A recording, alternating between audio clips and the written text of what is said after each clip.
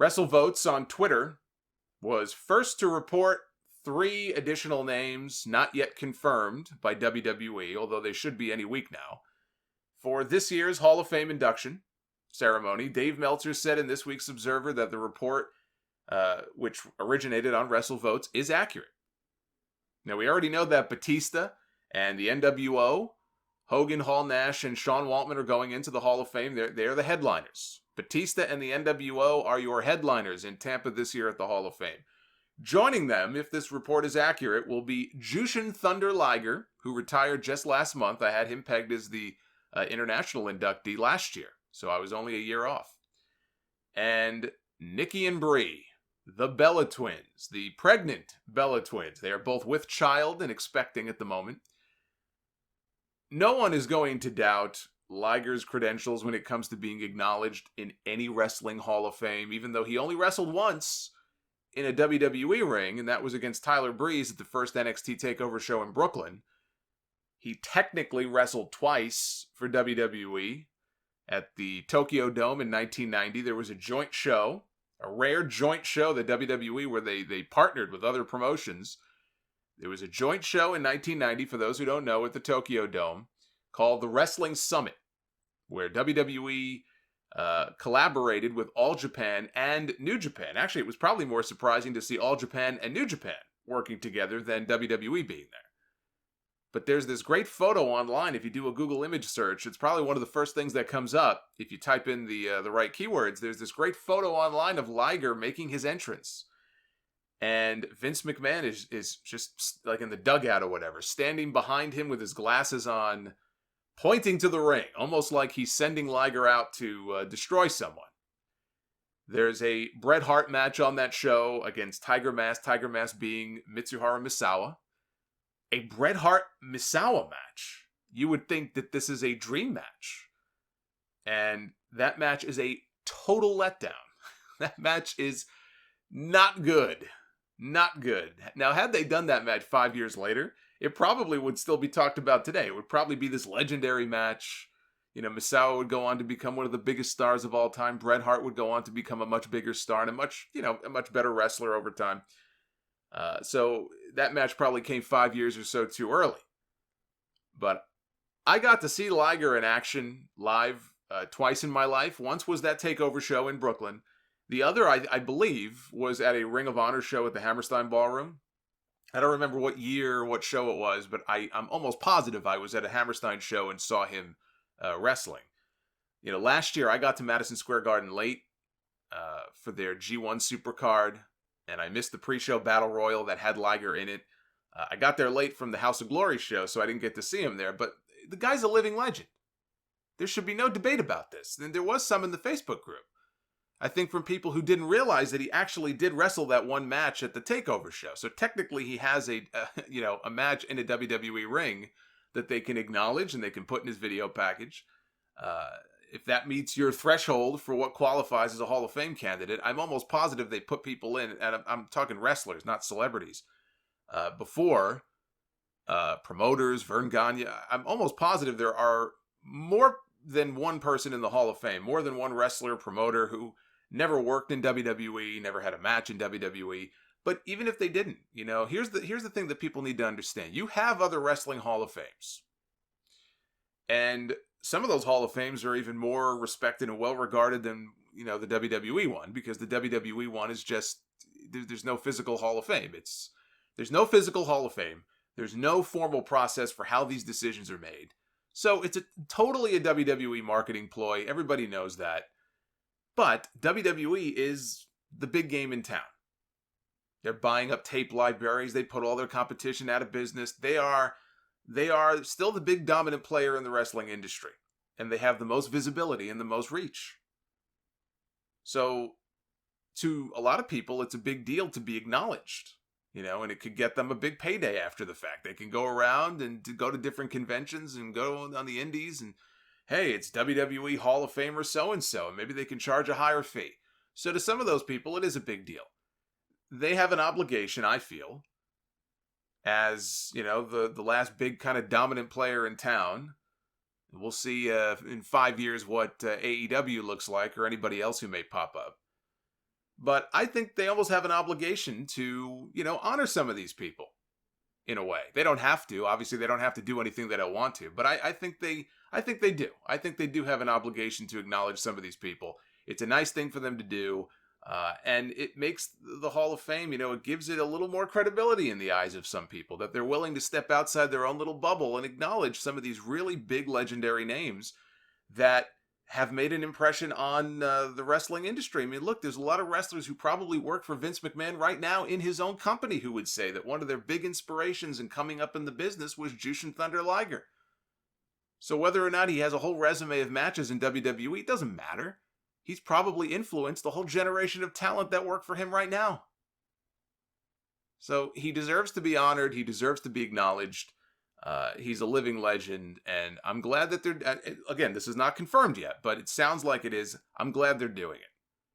Hopefully this is true, and they do honor him this year. And then you have the Bellas. And as you might imagine, there is probably no more polarizing a pick. I mean, short of trying to put Chris Benoit in the Hall of Fame, you will not find anyone or any act more polarizing than the Bella Twins. A very polarizing choice for the Hall of Fame. You knew they would be going in. It was only a matter of when, not if. And if you listen to that clip that I played at the start of today's podcast from episode 582 of the Sound Off last year, I predicted they're either going in 2020 or 2021. Not 5 years down the road. Not 10 years down the road. Because they need names. They can't afford to wait that long. The Bellas still have name value now. They may not have that name value in 5 years or 10 years from now when they've been off TV and they've been out of the ring and they have a couple of kids. And all those Total Divas and Total Bellas fans, maybe they're not around anymore. So it seemed pretty obvious to me that they were going in sooner rather than later. This should not come as a surprise to anybody. Now, are they going in for their great in-ring prowess? No. Brie, in particular, was never a good in-ring performer. Nikki improved a lot over time, but Brie was tough to watch. They're going in because they were stars. They were stars for the company at a time when people grew tired of the women having 30-second matches on television every week, and they were in a lot of those horrible 30-second and 60-second matches on TV. The company is no doubt going to credit them as paving the way for the women's revolution. Look, they played a role, for sure, because they were part of those short matches. And because of how popular they were, they certainly have their fans. The company recognized that. The company heard from a lot of those angry fans the night that the Give Divas a Chance hashtag was created. It came after a 30-second match on Raw with the Bellas taking on Paige and Emma. That included a lot of angry members of the Bella Army voicing their displeasure on social media. I did go back and watch that match again. It's up on their YouTube channel. What a slap in the face to all four of those women. It's actually jarring now. All these years later, it's jarring to go back and watch a lot of those Divas matches because we kind of joke about it. And there were a lot of women on that roster that just had no business being in the ring. They looked hot. They picked them out of a catalog. There was a period where that is how they handpicked these women to be on TV. And so they had never done this before. Maybe they weren't even a wrestling fan before. They get thrust into this, not knowing what the hell they're doing. Get a little bit of training. Some of them got hurt. They got injured. Didn't know what they were doing. I can't even put the blame on them. I put the blame squarely on the company for that. But for the longest time, we just kind of expected that. The Divas matches, nobody really cared about that. They go out there, 20 seconds later, they're already back in the dressing room. That's just how it was. To go back and watch that now, with all the emphasis in the last 5 years that they've put on these women, and as good as a lot of the women are now on the roster, we just had the women in the WrestleMania main event last year. It's jarring to go back and watch some of these just nothing TV matches where they just gave them not even the respect of giving them 30 seconds of time before they were told, hey, you got to go home. It would literally, their music would end possibly before their music was even over for their entrance. The referee was telling them time to go home. they've said this before. They would get cues fed to them from the referee before the bell even rang to start the match. You got to go home. You got to hit your finish and go home. That's just how they treated the women in the women's matches back then. But what a slap in the face to those 4 women that night. On a 3-hour show, Paige and Emma, who were having 10 to 15-minute matches at NXT, are relegated to losing to the Bella Twins in 30 seconds. Nikki Bella was the champion. She was the Divas champion at the time. It was embarrassing to go back and watch that. So I think it's unfair to say the Bellas played no role whatsoever in that whole movement, because it wasn't a movement based on work rate. It was not a movement based on who's the best wrestler. That's not what that was about. It was about giving the women time for more than just an entrance on TV. Now, my hope is that WWE will not overstate their role in this, because that would be a slap in the face to all of the people who I think really were the driving force behind that whole movement in the first place. I think, when I think of the women's revolution, I hate even calling it that because it's some stupid buzzword bullshit they came up with, but when I think of the women's revolution in WWE, I think of people like Sarah Del Rey.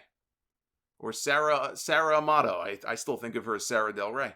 All the work that she's put in with the ladies down at the Performance Center, still does to this day. I think of her. I think of Paige and Emma in NXT and the match that really kicked things off. The match they had at that first TakeOver show when the network launched in 2014 as being one of the sparks that lit the match. I think of AJ Lee being featured in main event segments on TV and dropping bombs on the Total Divas women. And going after Stephanie McMahon on Twitter for being a hypocrite when nobody else had the guts to do that. I think of Charlotte and Sasha and Becky and Bayley and the run they had in NXT. The matches that they had down there. Charlotte, that first match she had when she won the championship against Natalya. I think of the match that really does not get talked about very often. It was a takeover match between Becky and Sasha. Obviously, I think of the matches with Sasha and Bayley. All of those things. And then all of them coming up at the same time to the main roster changed the whole face of that division. I mean, not instantly. They did those stupid factions at first. Remember, they had Team PCP or whatever the hell it was, PCB, whatever it was. But they really did change the entire face of that women's division. Those are the names I think of first. Not the Bella Twins, but the Bellas, they played their own role. The best way to put it, I think, the Bella Twins, they're stars, but they're not legends. That word gets thrown around way too easily these days. They're not legends, but they are stars, and they're stars. Look, that's what WWE's going to need when they try to come up with more names for the Hall of Fame inductions in the future. Now, as far as who inducts them, I said over a year ago on this show, the 2 names that would make the most sense to me are either Daniel Bryan or Ronda Rousey. And I'm leaning towards Rousey now because I don't know that they would want a man doing the induction. It's all about girl power and all this shit. So I can see them not wanting Bryan to be the one to do the induction. I think Ronda Rousey would be an easy choice if she's willing to do it. I can't imagine she wouldn't be if they asked her. You know, they're not asking her to wrestle a match. Because, you know, she's talked about it when she came in. How the Bellas were very helpful to her and you know, she's obviously friendly with them and thinks the world of them. And just by having her there, they're going to get the publicity that they crave. That's all it's ever about with this company is publicity. How do we get publicity out of this? You're not going to get publicity out of Daniel Bryan inducting them. I don't even think you're going to get publicity out of Natty inducting them. You would get some out of Ronda coming back and doing the induction. And if they want Ronda back, if only for one night, then there you go. That's how you do it. You have Ronda Rousey induct the Bella Twins into the Hall of Fame.